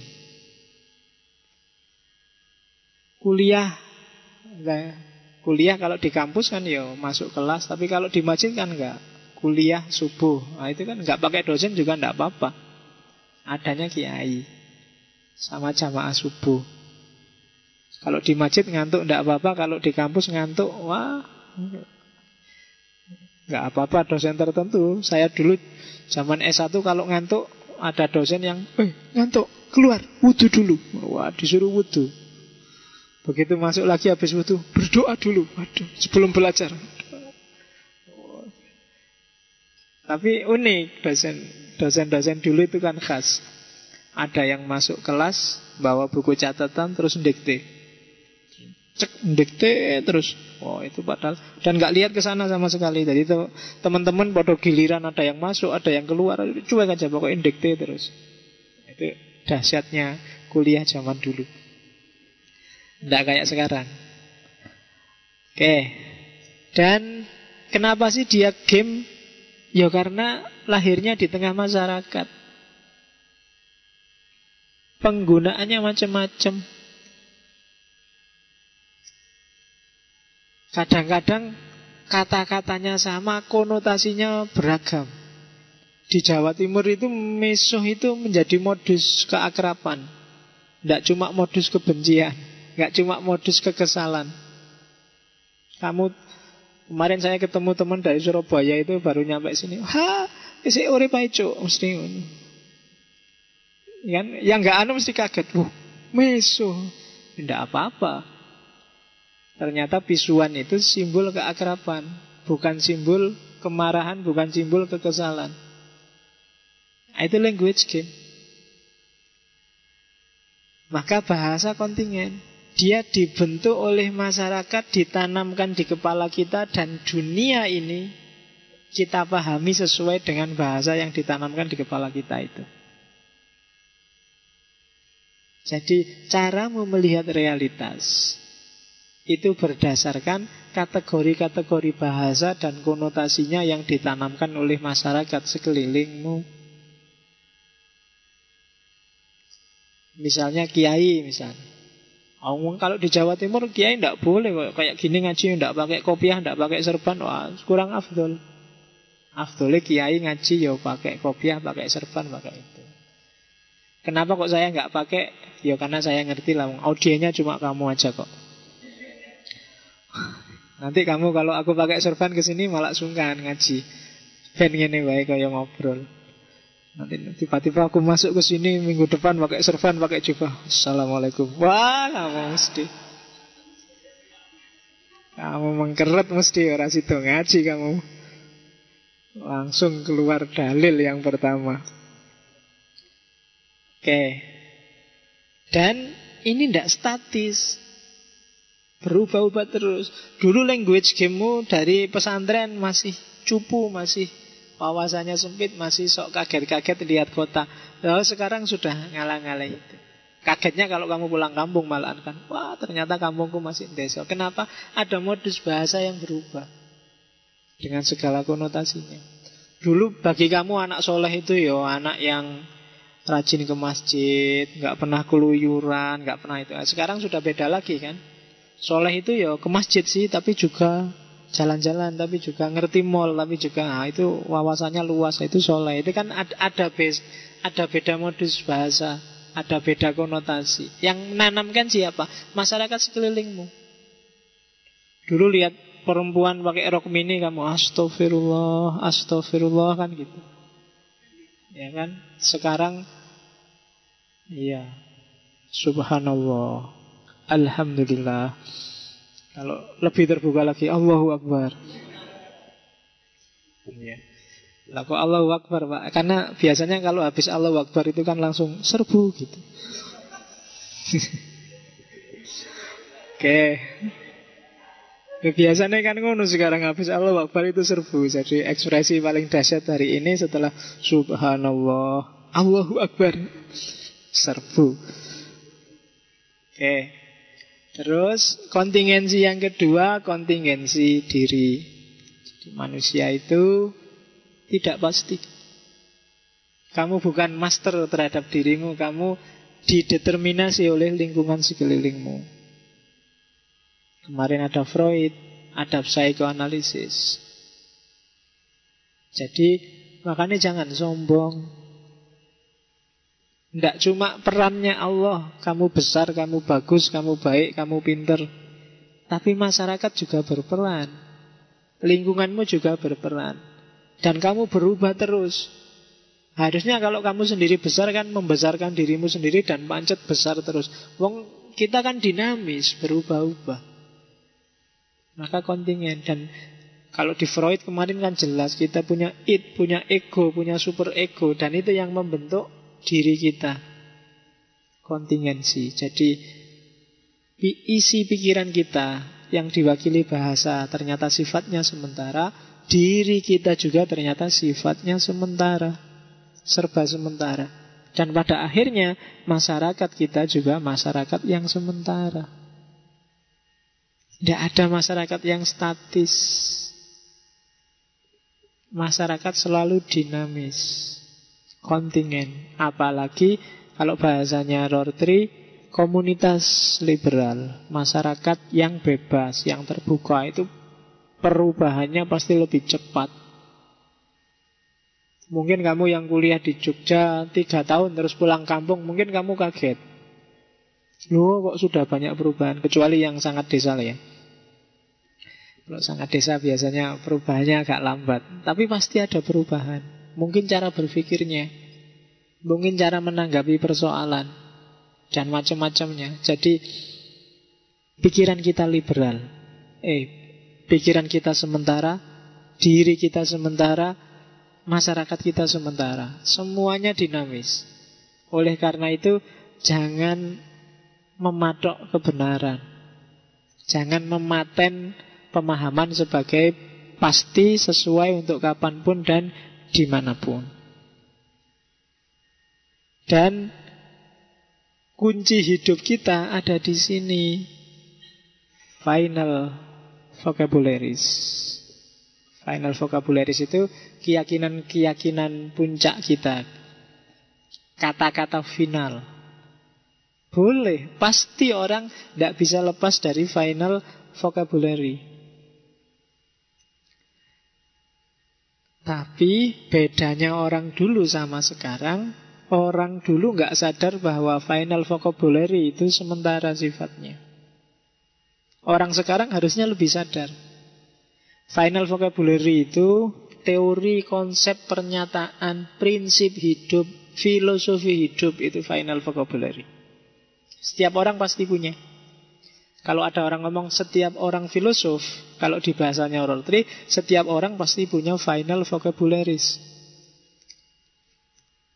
Kamu punya seperangkat teori, seperangkat prinsip yang kamu anggap pasti benar ini, nggak mungkin salah. Itu final vocabulary. Kalau zaman dulu, final vocabulary ini didukung oleh fondasi-fondasi metafisik, konsep-konsep besar, sehingga dianggap pasti benar. Kalau orang kontemporer, modern, katanya Rorty, harusnya sadar bahwa final vocabulary pun dia berubah-ubah. Maka orang harus menerima perubahan. Orang yang mau menerima perubahan, dialah manusia ironis. Yang tidak mau, dia manusia metafisik. Nah, sekarang tinggal kamu jenis manusia yang ironis apa manusia yang metafisik? Itu pilihan dari Rorty. Cirinya manusia ironi tak bacakan aja. Orang yang menyadari bahwa pandangan dunia, kepercayaan-kepercayaan, dan keyakinan-keyakinannya yang paling mendalam pun sebenarnya bersifat kebetulan sementara. Kenapa kebetulan? Ya, kebetulan momen itu yang kamu hadapi, masyarakat itu yang kamu hidup di dalamnya, cara berpikir itu yang ditanamkan di kepalamu. Maka namanya kebetulan, bukan kebenaran. Ya kan? Kok coba kamu dulu anaknya SBY, dikuliahkan di Australia, kamu tidak mungkin keleleran ngaji filsafat di sini. Maka kebenaran dirimu adalah kebenaran yang sifatnya kebetulan. Itulah kontingensi. Itulah. Jadi manusia ironi bukan nggak boleh kayak gini, tapi dia harus sadar tentang kebetulan dirinya, bukan kebenaran dirinya. Nah, ini agak panjang kalau dari Rorty kan. Jadi sadarilah kebetulan dirimu. bukan kebenaran dirimu. Kenapa? Ya semuanya kan kebetulan. Skenario besar ya karena kita punya Allah, terus kita anggap ini skenario besar dari Allah. Yang kedua, manusia ironi berani menerima kenyataan bahwa kepercayaan dan keinginannya yang paling sentral itu tidak pasti. Apapun dirimu, cita-citamu, pikiranmu, gagasanmu, idemu, itu semuanya tidak pasti. Terus kamu punya final vocabulary, tapi final vocabulary itu bisa berubah dan orang lain juga punya. Kamu punya prinsip kebenaran, tapi sadarilah orang lain juga punya prinsip yang mungkin beda sama kamu. Dan bahkan kamu juga mungkin prinsip kebenaranmu beda juga seiring perkembangan ruang dan waktu. Ini harus disadari. Oke. Kalau gitu, apa orang itu harus tidak tegas, Pak? Orang itu harus tidak serius, Pak, toh besok berubah. Tidak. Seriuslah dalam kebenaran hari ini, saat ini yang kamu yakini. Sambil tetap waspada, jangan-jangan ada wawasan baru yang bikin kamu sadar bahwa kebenaran yang kamu yakini benar, itu ternyata tidak pas.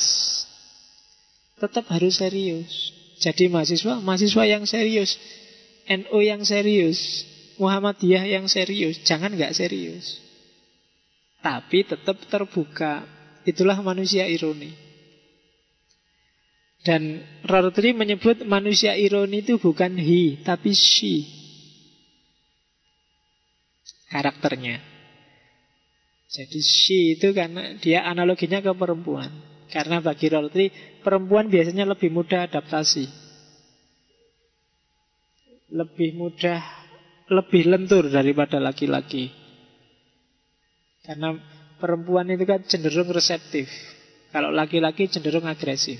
Agresif itu gampang nabrak.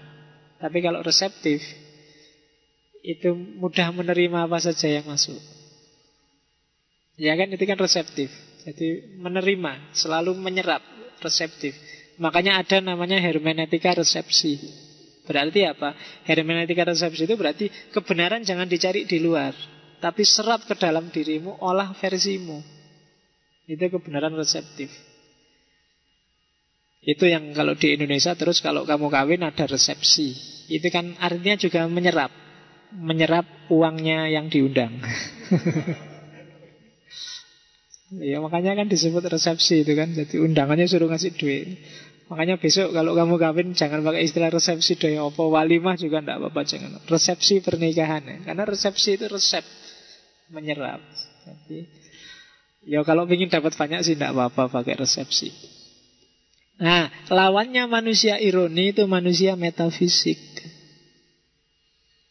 Jadi manusia metafisik itu biasanya yang ditanyakan apa hakikatnya, apa kebenaran itu, mana eksistensi, mana esensi, apa hubungannya etika sama iman, apa pokoknya sing objektif dan besar-besar. Itu manusia metafisik.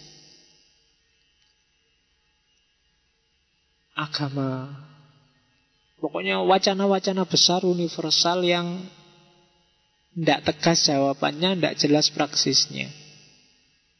Itu disebut manusia metafisik. Ya jawabannya ya tidak jelas.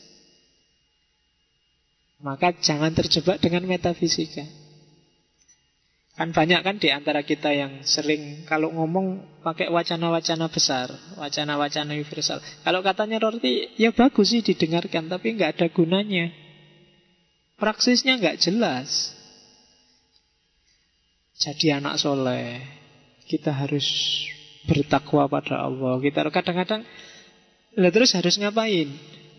Kita kan sering berhenti di wacana-wacana besar. Itu kalau kita sibuk tiap hari dengan ini, akhirnya kita diam, nggak gerak. Maka katanya Rorty, kita harus ironik, tidak metafisik. Hidup di dunia nyata secara pragmatis. Itu bedanya ini. Kalau manusia metafisik itu fokusnya mencari kebenaran. Kalau manusia ironis enggak. Bukan urusan kebenaran, tapi urusan pragmatis. menghindari kekeliruan, melawan kekejaman. Karena bagi Rorty, satu-satunya kejahatan yang tidak bisa dicari tandingannya itu kekejaman. Orang boleh ngapain aja asal jangan kejam. Wow, itu kan agak panjang itu persoalannya. Pak, tawuran boleh nggak Pak? Boleh kamu tawuran, pukul-pukulan, tapi jangan kejam ya. Dan solusi etis kalau di Rorty itu sebenarnya satu. Moralitas akan beres kalau orang tidak kejam. Itu aja. Berarti kalau ada orang minta-minta nggak saya kasih, boleh ya Pak? Boleh, tapi itu kejam loh. Berarti saya boleh mukuli saudara saya Pak? Boleh, tapi itu kejam. Berarti jadi kata Rorty, keywordnya moralitas itu satu, cruelty, kekejaman. Satu-satunya larangan yang tidak boleh itu kejam. Maka katanya Rorty, tidak, manusia ironis biasanya menghindari kekejaman. Caranya dua. Kalau manusia metafisik pakai logika, manusia ironis pakai dialektika. Yang pikirannya melangit hanya pakai logika, ya hasilnya metafisik. Maka logika jangan dihentikan di logika, dia harus dialektis dengan kenyataan sehari-hari. Dia harus pragmatis.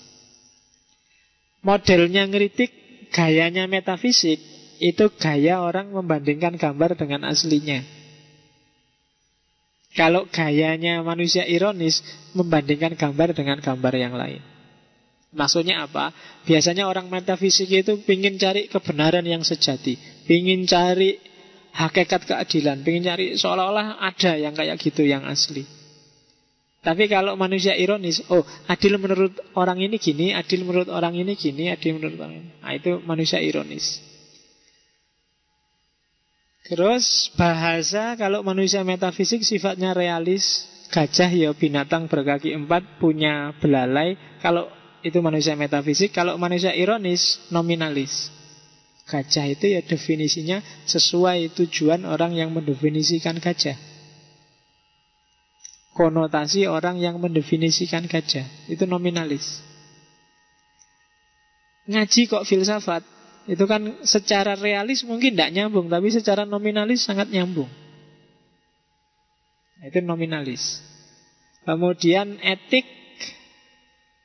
Kalau manusia metafisik, etikanya berdasarkan prinsip-prinsip universal. Kalau manusia ironis, solidaritas, prinsip-prinsip yang disepakati bersama. Itu bedanya. Oke. Dari situlah nanti Rorty menggagas ide namanya romantic liberalism. Liberalisme yang romantis. Liberal tapi romantis. Susah itu kombinasinya. Perlu dicatat, Rorty tidak setuju dengan ideologi yang namanya liberalisme murni. Dia setuju democratic liberalism, tapi liberalisme saja, isme yang beku, dengan jargonnya kebebasan manusia, itu dia tidak setuju. Kenapa? Karena begitu dia digagas bahwa hakikat manusia adalah kebebasannya, terus rumusan sosial, politik, individu, psikologi dirumuskan dengan dasar ini fondasionalis. Manusia itu bebas, tapi kebebasan sendiri bukan fondasi.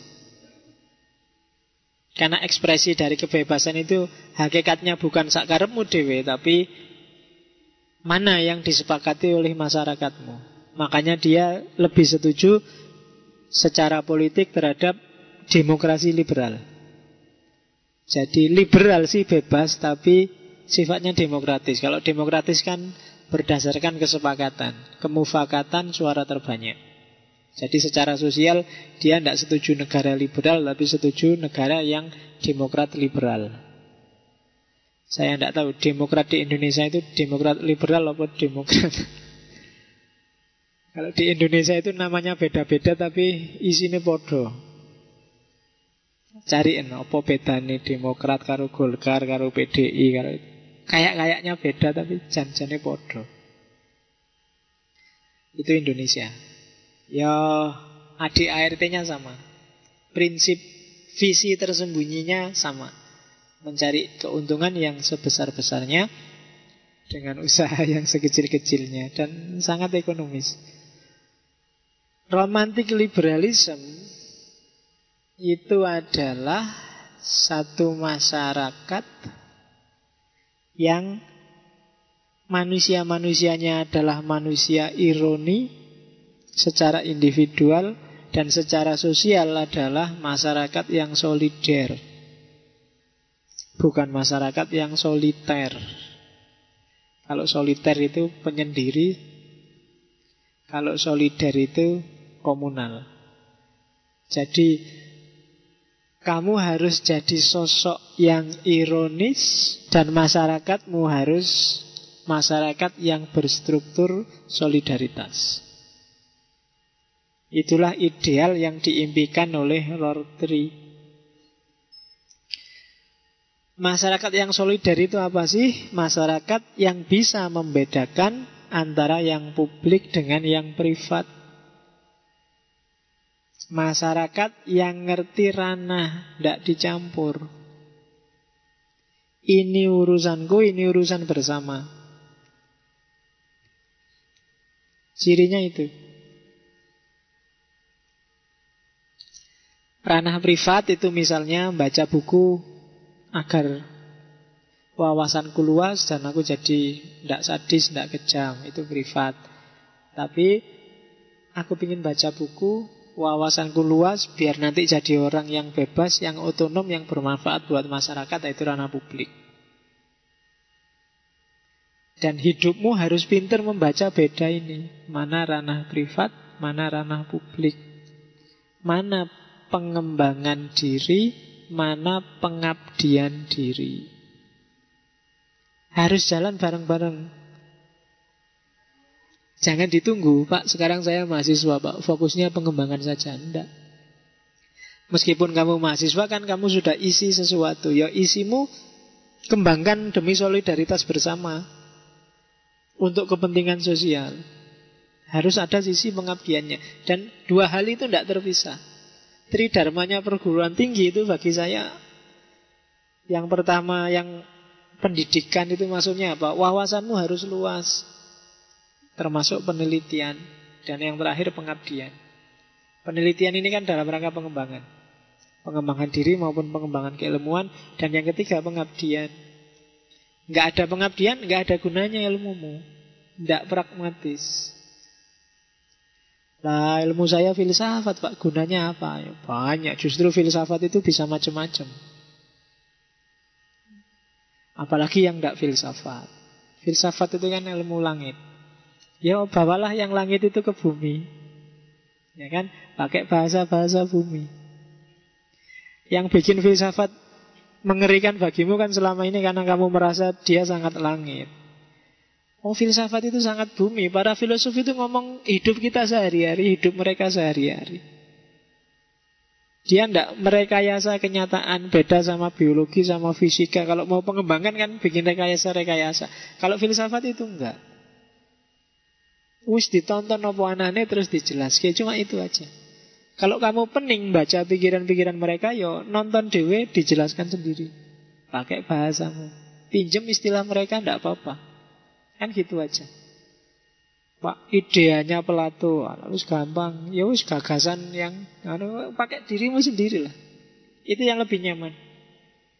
Biar nggak ngeri.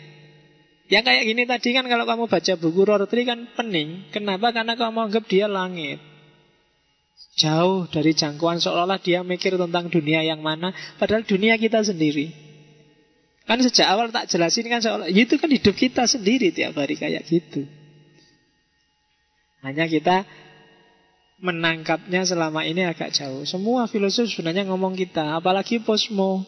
Dunia kita hari ini yang dilihat lebih simpel. Karena lebih nyambung sama hidup kita. Karena itu terus itu kesimpulannya. Ini tak kutip dari Rorty. Apa sih tujuannya roti ngomong macam-macam tadi itu?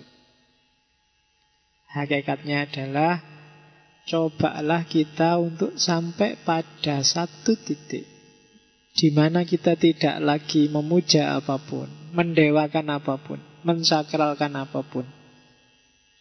Di mana kita tidak memperlakukan apapun sebagai sakral, termasuk pikiran-pikiran kita. Di mana kita memperlakukan segala sesuatu, bahasa kita, kesadaran kita, komunitas kita, sebagai bagian dari waktu dan kebetulan. Kebetulan itu maksudnya bukan nggak sengaja loh, tapi dialektika dari faktor-faktor variabel-variabel yang tidak kita rancang sebelumnya.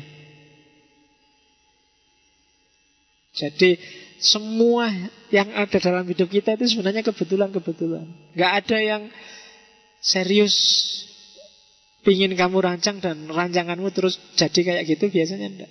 Ada banyak variabel kebetulan-kebetulan. Kamu bisa nyampe Jogja, kamu bisa kuliah, kamu bisa ngaji malam ini. Sebentar lagi ada apa kan kamu nggak bisa meramal. Yang kamu temui juga kebetulan.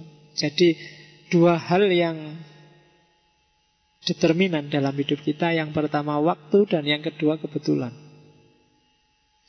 Maka manfaatkanlah waktu sebaik-baiknya biar kamu nemu kebetulan yang baik.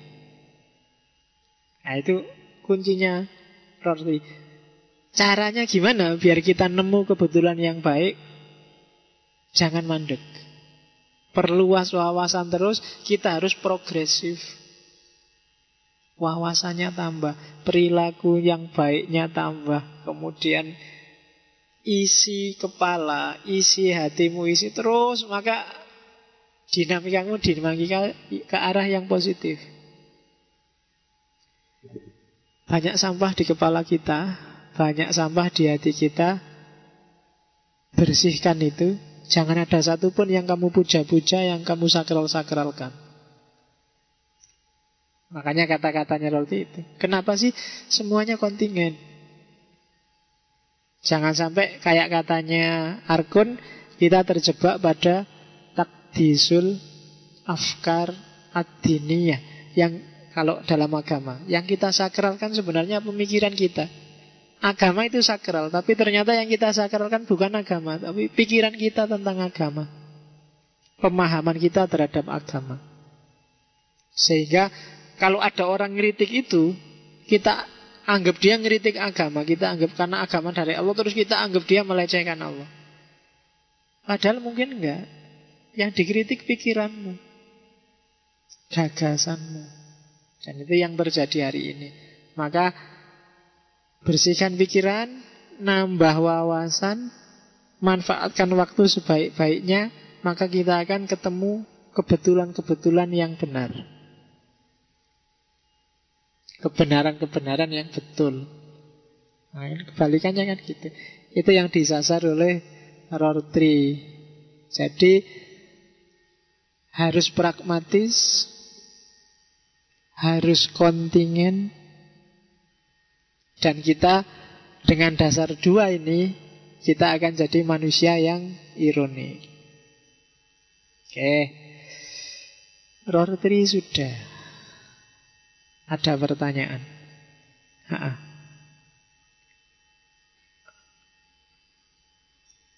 Mm-mm. Mm-mm.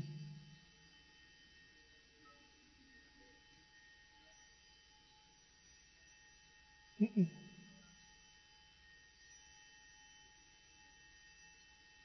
Mm-mm.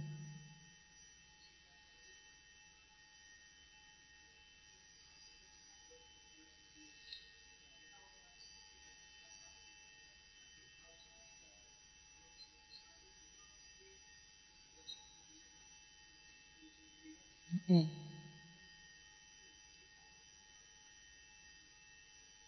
Oke.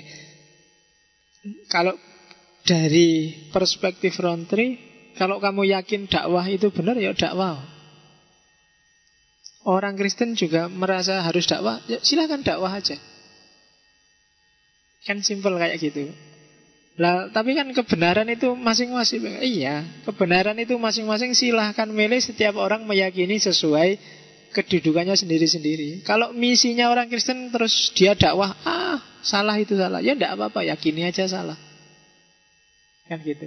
Dakwah itu hak mereka, tapi menerima atau menolak dakwah adalah hak kita yang didakwahi, kan gitu. Orang Kristen misi itu haknya mereka, kebenaran yang mereka yakini. Tapi menerima atau menolak misi kan juga hak kita, kebenaran yang kita yakini, kan gitu. Jadi bukan berarti, kalau gitu nggak usah dakwah aja. Loh, kalau kamu yakin dakwah itu benar, dakwahlah. Tapi jangan maksa. Kenapa? Karena nolak dan maksa itu haknya mereka. Kalau kamu maksa nanti jadi kayak tadi, kejam. Orang nggak mau masuk Islam ya sudah. Orang nggak mau masuk kelompokmu ya enggak apa-apa. Kan kamu sudah ngasih tahu yang benar yang ini. Enggak apa-apa. Jadi dakwah sebagai kebenaran yang kamu yakini. Loh, kalau ada terus didakwai terus ikut, ya enggak apa-apa. Kalau dia nerima ya berarti pilihannya dia. Dan orang enggak boleh maksa-maksa, enggak boleh apalagi dengan kejam melakukan kekerasan pada orang untuk biar orang ikut dakwahnya. Itu yang enggak boleh. Oke. Gitu ya, Mas. Dai sampean.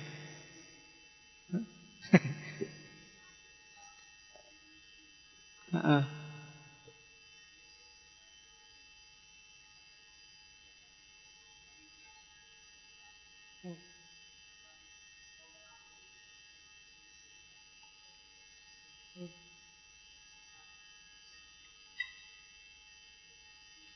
Hmm.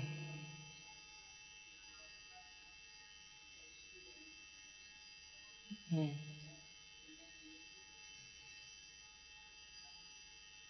Hmm. Hmm. Ya. Dan katanya Rorty, yang operatif di masyarakat, yang konotasi. Sama-sama istilah gajah, sama-sama istilah sapi.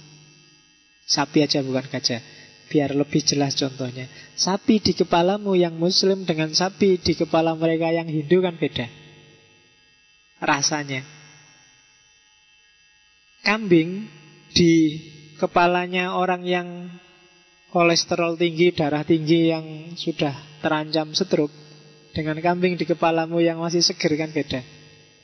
Bagimu kambing makanan enak, ini nyate sip. Tapi bagi yang darah tinggi, kolesterol tinggi, yang terancam stroke, begitu kambing, ini musuh besar ini. Kan gitu. Sama istilahnya, tapi yang operatif di masyarakat itu konotasi. Laptop ini, laptop model baru nih, mereknya Dell misalnya. Tulisannya Dell memang. Ya kan? Tapi kamu yang ahli IT, apa gitu model baru, Pak? Itu sudah deso, Pak. Konotasinya beda. Hasil resepsiku terhadap laptop dengan resepsimu ternyata beda. Nah itu jadi, memang ada konotasi, ada denotasi. Konotasi itu, ya kalau bahasa manteknya itu kias dari denotasi. Tapi katanya Rorty, yang operatif di masyarakat itu makna konotasinya. Dalam hal apapun. Gudeg bagi orang Jogja dengan bagi orang Jawa Timur beda loh anunya, tanggapannya. Kenapa ya? Karena yang di masyarakat konotasinya. Tidak sekedar, kalau maknya denotasikan gudeg adalah sayur yang terbuat dari apa, dibikin apa, itu denotasi. Tapi yang beredar di masyarakat itu enggak itunya. Tapi kesan pemahaman operasi konseptual mereka tentang makhluk yang namanya gudeg. Itu yang dimaksud oleh Rorty. Ada lagi?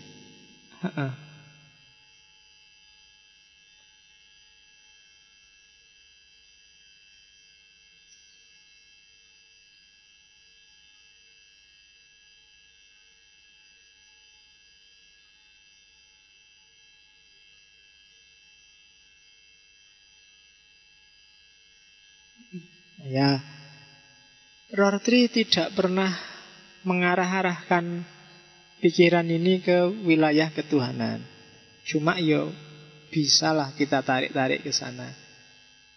Karena mungkin Rorty agak jauh dari agama, sementara kita tiap hari bergumul dengan agama.